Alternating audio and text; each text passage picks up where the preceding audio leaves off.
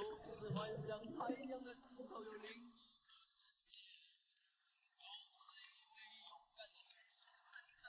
男儿总是我不风闹钟的样子，在受人欺负的时候总是听见水手说，他说风雨中这点痛算什么？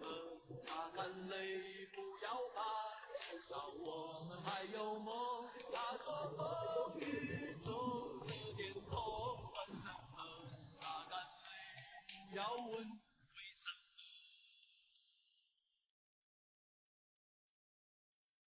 长大以后，为了理想而努力，渐渐地忽略了消失。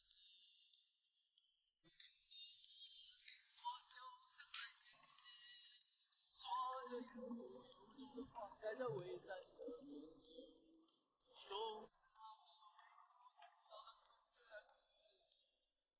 总是一秒看到一个空隙，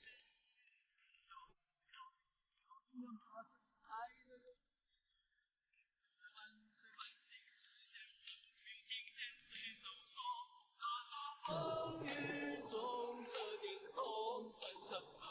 擦干泪不要怕，至少我们还有梦。他说风雨中这点痛算什么？擦干泪不要问为什么。